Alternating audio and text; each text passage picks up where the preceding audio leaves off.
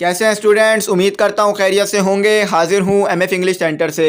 तो आज जो हमारा चैप्टर है वो है द सीक्रेट ऑफ सक्सेस और जो यूनिट है वो है 7.1। तो स्टूडेंट इस चैप्टर में जो है हम सीक्रेट ऑफ सक्सेस के बारे में पढ़ेंगे, यानी आप कैसे कामयाब हो सकते हैं। तो स्टूडेंट अगर आज का जो चैप्टर है आप पूरा देख लेते हैं तो आपको ये पता चल जाएगा कि अगर आप कामयाब होना चाहते हैं तो कैसे हो। देखिए स्टूडेंट, ये बहुत बड़ी बात है। अगर आपको पता चल जाए कि आप कामयाब कैसे हो सकते हैं और आपने कामयाब होने के लिए क्या काम करना है, तो आपको तो कामयाब होने से कोई नहीं रोक सकेगा और आप जो है वो कामयाब हो ही जाएंगे एक ना एक दिन। तो स्टूडेंट ये चैप्टर जो है वो बहुत इंपॉर्टेंट है। अगर आपने पढ़ लिया है तो फिर भी इसे ज़रूर पढ़ लीजिएगा। और इस चैप्टर में जो और इस वीडियो में जो है मैं इसकी उर्दू में एक्सप्लेनेशन दूंगा। तो स्टूडेंट चैप्टर शुरू करने से पहले मैं आपको बताता चलूँ कि अगर आप वर्ड टू वर्ड पढ़ना चाहें इंग्लिश में और उसकी उर्दू में जो है आप एक्सप्लेनेशन देखना चाहें तो वो मैं अपलोड कर चुका हूँ, वो आप देख सकते हैं। और स्टूडेंट मैं आपको साथ ही साथ ये भी कहूँगा कि अगर चैनल पर नए हैं तो चैनल को ज़रूर सब्सक्राइब कर लीजिएगा और बेल आइकन को भी ज़रूर प्रेस कीजिएगा और दोस्तों तक भी ज़रूर शेयर कीजिएगा। तो चलें स्टूडेंट अपना जो है चैप्टर शुरू कर लेते हैं। देखिए स्टूडेंट चैप्टर में आपको सबसे पहले ये बात बताई जा रही है कि एक जो है काफ़ी टाइम का जिक्र है, एक किंग हुआ करता था और वो जो है वो सीक्रेट ढूंढ रहा था सक्सेस का, यानी वो ये बात ढूंढ रहा था कि किस तरह से जो है वो कामयाब हो सकता है। तो उसने सीक्रेट ऑफ सक्सेस के जो है वो 3 सवाल बनाए थे कि अगर वो इन 3 सवालों के जवाब ढूंढ लेगा तो वो कभी भी नाकाम नहीं होगा। यानी अगर उसको इन 3 सवालों के जवाब मिल जाए तो वो कभी भी नाकाम नहीं होगा, यानी उसको सीक्रेट मिल जाएगा सक्सेस का। सीक्रेट यानी राज मिल जाएगा कामयाबी का, तो वो कामयाब हो सकेगा। तो वो जो है ये तमाम सवाल जो है अपने मिनिस्टर से भी पूछता है, लेकिन उसे जो है इसका जवाब नहीं मिलता है। तो स्टूडेंट अब आप सोच रहे होंगे कि क्या सवाल थे। तो स्टूडेंट सवाल ये थे कि what is the most important time to start something, यानी कौन सा वो इंपॉर्टेंट टाइम है जब हम जो है किसी चीज़ को शुरू करें। यानी हमें खाना खाना है तो वो कौन सा इंपॉर्टेंट टाइम है जब हम खाना खाएं। यानी हमें पढ़ना है तो वो कौन सा इंपॉर्टेंट टाइम है जब हम पढ़ें। तो पहला उसका सवाल ये था, what is the most important work to do, कि कौन सा जो है इंपॉर्टेंट काम है कि वो करे, यानी कौन सा अहम काम है जो वो करे।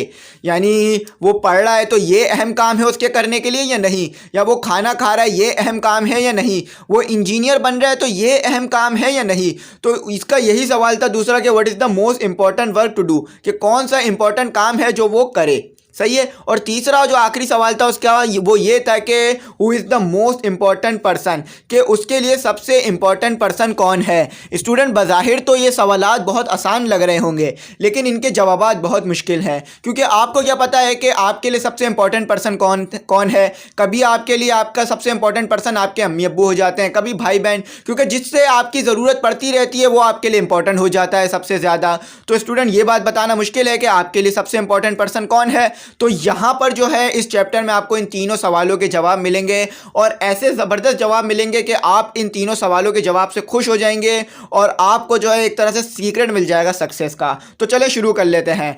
देखिए स्टूडेंट, फिर जो है किंग जो है वो ये तमाम सवाल जो है वो अपने मिनिस्टर से पूछता है, उसको जवाब नहीं मिलते हैं। फिर जो उसकी सल्तनत यानी उसकी रियाया होती है उससे भी पूछता है, उसे वहाँ भी इसके जवाबात नहीं मिलते हैं। फिर वो क्या करता है, फिर जो सल्तनत में जो अक्लमंद लोग होते हैं वो उनको बुलाता है, उनसे पूछता है। यानी देखिए कहीं भी अगर अक्लमंद लोग हों उनसे कुछ पूछा जाए तो अक्सर जवाब मिल जाता है, लेकिन वो लोग भी जो हैं किंग के इन सवालों का जवाब नहीं दे पाते हैं। वो लोग आपस में पहले बहस करते हैं, फिर एक दूसरे की नज़रें भी नहीं मिला पाते हैं। क्यों? क्योंकि उनके पास इसका कोई ख़ास जवाब होता ही नहीं है कि कोई एक जवाब लेकर आता है तो कोई दूसरा जवाब ले आता है, कोई तीसरा जवाब ले आता है। तो अगर एक ही सवाल के 5-6 जवाब होंगे तो आप खुद कंफ्यूज हो जाएंगे। तो ऐसे किंग भी जो है वो कंफ्यूज हो जाता है और किसी एक सवाल पर जो है वो पहुंच नहीं पाता है। तो फिर किंग क्या ऐलान करता है कि जो भी इस सवालों के जवाब देगा, किंग क्या करेगा, उसे 5000 गोल्ड कॉइन देगा। स्टूडेंट 5000 गोल्ड कॉइन बहुत ज़्यादा होते हैं। अगर किसी को एक गोल्ड कॉइन भी मिल जाए तो वो अमीर हो जाए, तो 5000 गोल्ड कॉइन तो बहुत ज़्यादा होते हैं। और उस वक्त का एक गोल्ड कॉइन क्या वज़न रखता था ये भी हमें नहीं पता। तो 5000 गोल्ड कॉइन जो है वो बहुत ज़्यादा होते हैं। तो वो किंग ऐलान करता है कि जो भी जवाब देगा उसे 5000 गोल्ड कॉइन मिलेंगे। लेकिन इतना बड़ा इनाम रखने के बाद भी जो है कोई इन सवालों के जवाब नहीं दे पाता है और किंग की जो तजस्सुस होता है वो बढ़ता रहता है और किंग इन सवालों के जवाब ज़्यादा से ज़्यादा ढूंढने की कोशिश करता रहता है। फिर किंग ये बात सुनता है कि जंगलों में उसके जो कैपिटल है उधर एक जंगल है, वहाँ पर जो है एक बूढ़ा आदमी रहता है जो कि काफ़ी अक्लमंद है और लोगों को जो है उनके सवालों के जवाब देता है, यानी उनकी मदद करता है। तो किंग जो है वो काफ़ी जो है हैरान हुआ और उसने सोचा कि वो उससे मिलने जाएगा। लेकिन यहाँ पर एक मसला उठ जाता है, वो ये होता है कि बूढ़ा आदमी जो है वो अमीरों को पसंद नहीं करता है। अब वो क्यों नहीं करता है ये हमें नहीं बताया गया, लेकिन बूढ़ा आदमी जो है वो अमीरों को बिल्कुल पसंद नहीं करता है। तो अमीर, अब किंग है तो अमीर तो होगा ही ना, अब ऐसा तो नहीं है किंग है तो गरीब होगा, तो किंग एक अमीर ही होता है। तो किंग के पास पूरी सल्तनत होती है। तो किंग जो है परेशान हो जाता है कि अब वो ऐसा क्या करे कि वो जो है सैंड के पास जा भी सके और उसने जवाबात भी ले ले।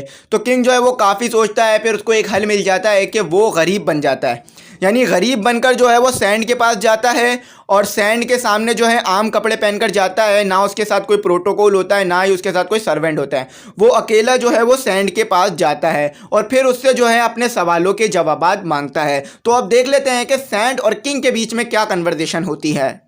देखें स्टूडेंट, जैसे ही किंग जो है वो सैंड के पास पहुंचता है तो किंग देखता है कि सैंड जो है वो ज़मीन खोद रहा है, यानी ज़मीन खोद रहा है किसी पौधे लगाने के लिए, कोई पेड़ लगाने के लिए, तो वो ज़मीन खोद रहा होता है। तो किंग डायरेक्टली उसके पास जाता है। अभी किंग के पास ना कोई सर्वेंट है, ना ही वो किंग की हालत में है, बल्कि एक आम आदमी बन के गया है सैंड के पास। तो किंग जो है डायरेक्टली उससे ये सवाल करता है कि सबसे इम्पॉर्टेंट टाइम कौन सा है काम शुरू करने का, और सबसे इम्पॉर्टेंट काम कौन सा है, और सबसे इम्पॉर्टेंट पर्सन कौन सा है। लेकिन सैंड जो है उसको कोई जवाब नहीं देता है और खुदाई करता रहता है। तो फिर किंग देखता है कि सैंड जो है वो थक रहा है, क्योंकि सैंड जो है वो काफ़ी बूढ़ा इंसान है, बूढ़ा तो है तो थकेगा ही जल्दी। तो किंग क्या करता है, किंग आगे बढ़ता है और सैंड के हाथ में जो बेलचा होता है वो उसे ले लेता है और उससे जो है किंग जो है वो खोदने लग जाता है। अब आप खुद सोचें किंग जो है वो कितना ज़्यादा जो है परेशान था अपने सवालों के जवाबात के लिए, कि वो तो अब एक गुलामों वाले काम भी करना शुरू कर दिए उसने, कि ज़मीन खोदना शुरू कर दिया है। अब कोई किंग जो है वो ज़मीन तो नहीं खोदता है ना, तो वो एक किंग होने के बावजूद भी ज़मीन खोद रहा है। एक अमीर आदमी ज़मीन नहीं खोदता तो किंग खोद रहा है। देखें आप, तो क्या करता है कि वो ज़मीन खोदना शुरू हो जाता है और सैंड जो है वो एक साइड पे बैठ जाता है। फिर वो जो है किंग जो है खोदते खोदते फिर दोबारा सवाल करता है कि सर मेरे इन सवालों के जो है जवाब दे दीजिए। लेकिन बूढ़ा आदमी जो होता है वो कोई जवाब नहीं देता, खामोशी से बैठा रहता है और कहता है कि आप जो है, बूढ़ा आदमी ये कहता है कि आप जो है मुझे आप जो है मुझे बेलचा दे दें, मैं दोबारा से खुदाई शुरू कर दूँ। लेकिन सैंड जो है वो उसे नहीं देता है। इसी कश्मकश में क्या होती है, रात हो जाती है, यानी दिन जो है वो ढल जाता है। सही है। फिर जैसे ही दिन ढल जाता है तो फिर सैंड जो है वो किंग के पास जाता है और फिर सवालात करता है, लेकिन फिर भी सैंड जवाब नहीं देता। फिर किंग एक तरफ देखता है कि एक तरफ एक दाढ़ी वाला आदमी हाथ में चाकू लिए उसकी तरफ बढ़ रहा है और वो कुछ आगे बढ़ता है और फिर गिर जाता है।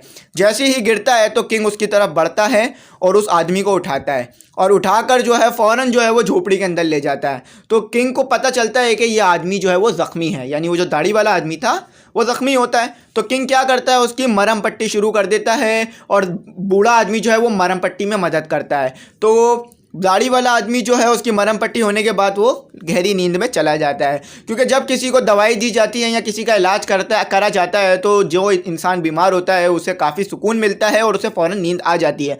तो यहाँ भी बिल्कुल ऐसी होता है। रात काफ़ी हो चुकी है, अब किंग जो काफ़ी थका हुआ भी है और वो जा भी नहीं सकता, तो सैंड उसे इनवाइट करता है कि आप यहीं पर रुक जाओ और मैं जो है आपको दे देता हूँ सोने के लिए, आप सो जाएं यहाँ पर।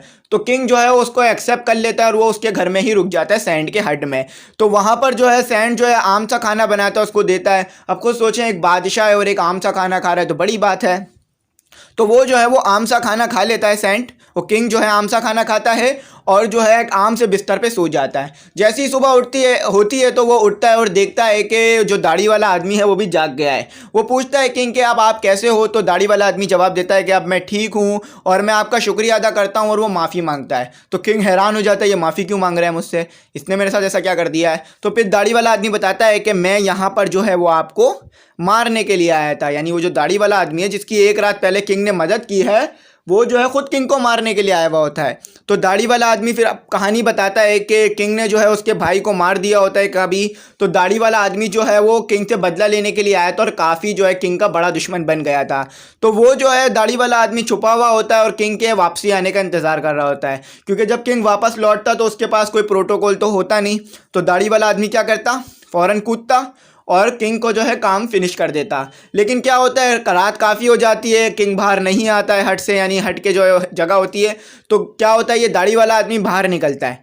बाहर निकलता है तो जैसे ही उसके सर्वेंट जो होते हैं किंग के उसे देख लेते हैं और पहचान जाते हैं, तो फौरन क्या करते हैं, सर्वेंट जो है उसकी तरफ बढ़ते हैं और उसको जख्मी कर देते हैं। और ये जो है बच बचाकर किसी तरह से हट के पास पहुंच जाता है। तो जैसे ही पहुंचता है गिर जाता है, और उसके आगे क्या कहानी पेश आती है वो हम आपको बता चुका हूं मैं आपको, कि वो फिर किंग उसकी जो मरहम पट्टी करता है और फिर उसको सुलाता है। तो फिर ये होता है। अब क्या होता है कि वो दाढ़ी वाला आदमी क्या करता है कि किंग को कहता है कि अब जो है मैं आपका एक वफादार सर्वेंट यानी गुलाम बन गया हूँ, नौकर बन गया हूँ, मैं अब आपका नौकर रहूँगा। फिर क्या करता है सर्वेंट जो है वो, फिर वो जो है हमारा दाढ़ी वाला आदमी सल्यूट करता है किंग को और वहाँ से चला जाता है। तो जैसे ही वो जाता है दाढ़ी वाला आदमी, तो किंग क्या करता है, दोबारा सैंड की तरफ बढ़ता है और दोबारा अपने सवालात के जवाबात पूछता है। फिर स्टूडेंट अब यहाँ पर कुछ ऐसा होता है कि सैंड जो है वो किंग के सवालात के जवाबात देना शुरू करता है कि तुम्हें तो तुम्हारे सवालात के जवाबात पहले ही मिल चुके हैं। किंग सुन के ये हैरान हो जाता है, आपने तो कुछ बोला नहीं, किस तरह से मुझे मेरे सवालात के जवाबात मिल गए। तो फिर वो कहता है कि सबसे इम्पॉर्टेंट टाइम काम का वो था जब तुम मेरी मदद करना चाह रहे थे और जब तुम मेरी मदद कर रहे थे, और सबसे इम्पॉर्टेंट काम वो था जब तुम मेरे लिए खुदाई कर रहे थे, यानी मेरे लिए जो है वो ज़मीन को खोद रहे थे। और सबसे इम्पॉर्टेंट पर्सन कौन था तुम्हारे लिए, मैं था। यानी उसने तीसरा सवाल ये पूछा था ना किंग ने कि सबसे इम्पॉर्टेंट पर्सन कौन है, तो सैंड जवाब देता है कि सबसे इम्पॉर्टेंट पर्सन जो है मैं हूँ तुम्हारे लिए। यानी सैंड है किंग के लिए सबसे इम्पॉर्टेंट पर्सन। क्यों? क्योंकि अगर जो है मैं तुम्हें, यानी सैंड जो है वो किंग को जवाब दे देता और सैंड किंग जो है वो चला जाता, तो दाढ़ी वाला आदमी तो उसे कत्ल कर देता फ़ौरन के फ़ौरन और किंग जो है वो मारा जाता। तो सबसे इंपॉर्टेंट पर्सन कौन हो गया सैंड के लिए, किंग के लिए सैंड था सबसे इंपॉर्टेंट पर्सन। फिर वो दोबारा जो है इन सवालात के जवाब देता है, यानी दूसरे बार दोबारा जवाब देता है ताकि किंग जो है और सेटिस्फाई हो जाए। और दूसरी बार में जब वो जवाब देता है तो वो बेयर्डेड मैन का जिक्र करता है कि सबसे इम्पॉर्टेंट जो इंसान था तुम्हारे लिए वो दूसरी बार में कौन था, ज़ख्मी आदमी।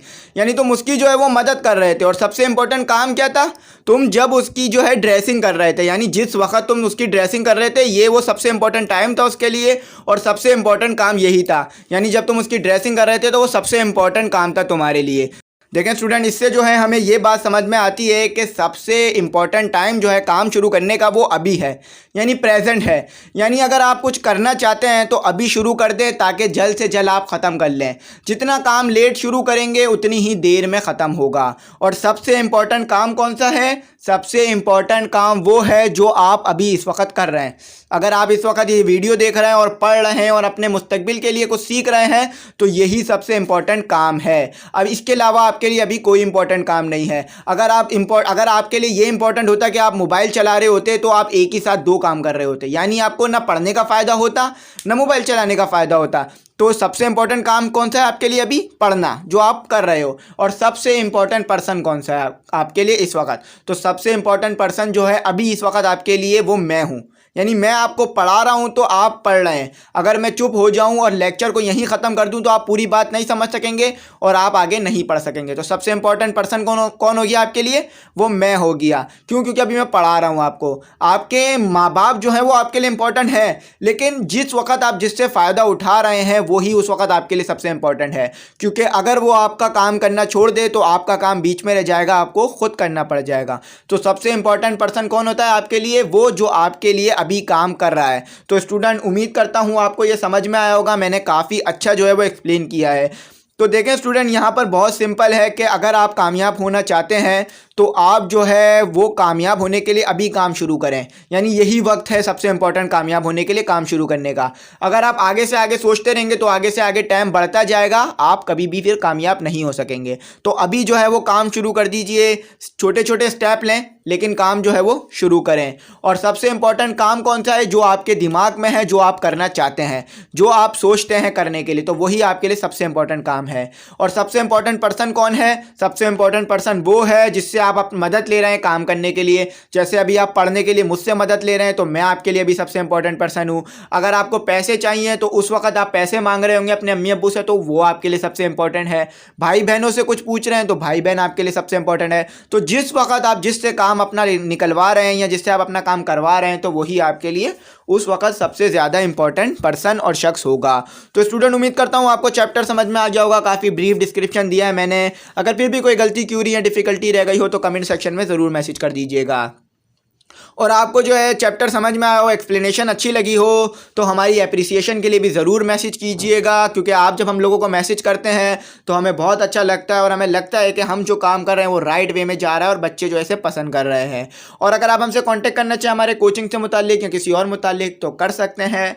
व्हाट्सएप नंबर जो है वो स्क्रीन पर आ रहा होगा। और स्टूडेंट मैं आपको ये भी कहूँगा कि चैनल को सब्सक्राइब ज़रूर कीजिएगा और अपने दोस्तों में भी ज़रूर शेयर कीजिएगा।